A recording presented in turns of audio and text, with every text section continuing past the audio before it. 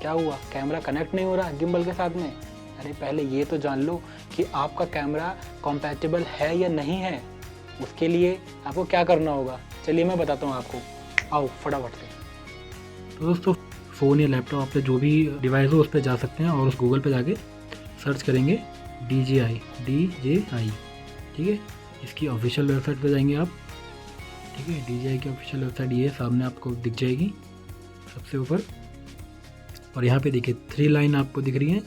यहाँ पे आप क्लिक करेंगे, हैंडल पे आप जाएंगे, जैसे ही क्लिक करेंगे यहाँ पे आपको काफ़ी सारे ऑप्शन दिख जाएंगे। तो आपको रॉनिन स्टेबलाइजर्स पे क्लिक करना है क्योंकि आपके पास एक गिम्बल है। उसके बाद आप देखेंगे कि यहाँ पे DJI RS3 मिनी है, DJI RS3 Pro है। तो आपके पास जो भी गिम्बल है उससे आप चेक कर सकते हो। तो हम लोग DJI RS3 को चेक करने वाले हैं, ठीक है गाइस। यहाँ देखिए ये हो गया।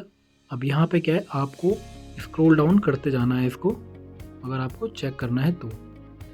देखिए यहाँ पे लिखा हुआ चेक कैमरा कॉम्पैटिबिलिटी, ठीक है। इस पर क्लिक करेंगे आप, एक नई विंडो खुल जाएगी और यहाँ पे तो सिलेक्ट अ गिम्बल, गिम्बल है हमारे पास RS3। आपके पास जो भी गिम्बल हो उसको सर्च कर सकते हो यहाँ पे, ठीक है।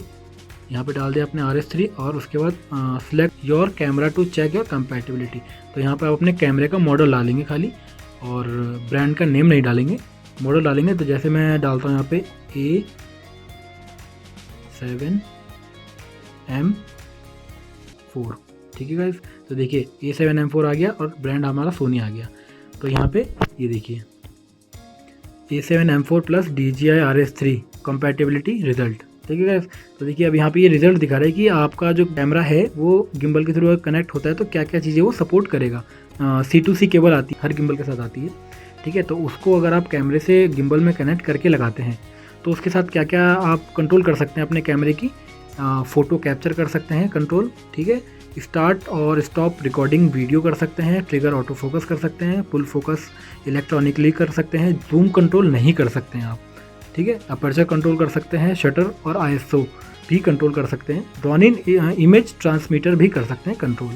ये चीज़ें आप C2C केबल के थ्रू कनेक्ट करके कंट्रोल कर सकते हैं अपने कैमरे की। अब देखिए अगर आपको ब्लूटूथ के थ्रू कंट्रोल करना है अपने कैमरे को तो ब्लूटूथ वाले ऑप्शन पे जाएंगे, ब्लूटूथ शटर पे, ठीक है।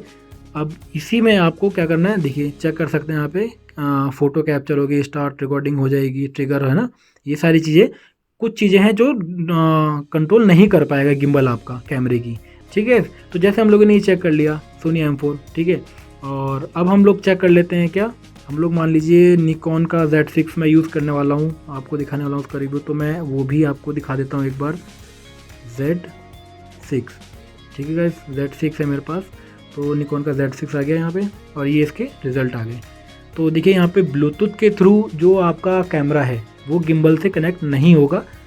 सभी यूज़र्स सुन लें कि जो आपका कैमरा है Z6 अगर आप यूज़ कर रहे हैं और रॉनिन RS3 यूज़ कर रहे हैं उसके साथ में, तो आपका ब्लूटूथ के थ्रू कनेक्ट नहीं होगा। आपको उसके लिए C2C केबल का यूज़ करना पड़ेगा। C2C केबल में आप क्या क्या चीज़ें हैं वो यूज़ कर सकते हैं, वो देखिए सारी आपको दिख रही हैं। आपको जूम कंट्रोल नहीं कर सकते और C2C के ज़रिए, ठीक है।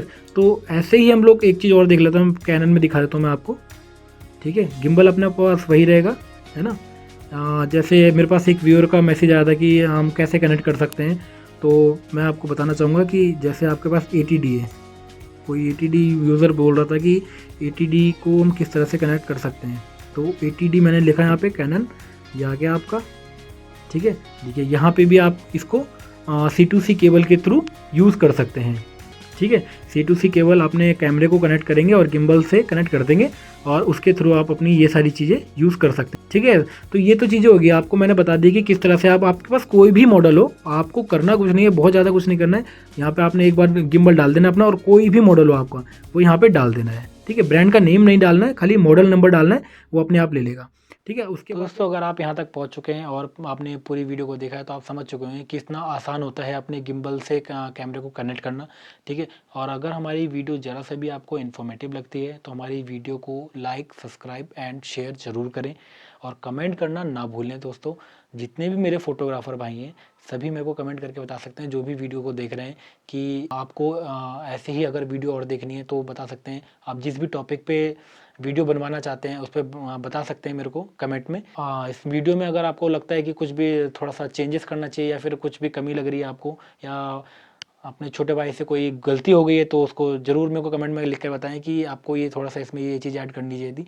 तो मैं बिल्कुल आप लोगों की बातों को ज़रूर समझूंगा और उसको ऐड करने की कोशिश करूँगा। तो मिलते हैं अब आप लोगों से अगली वीडियो में, तब तक के लिए बाय बाय।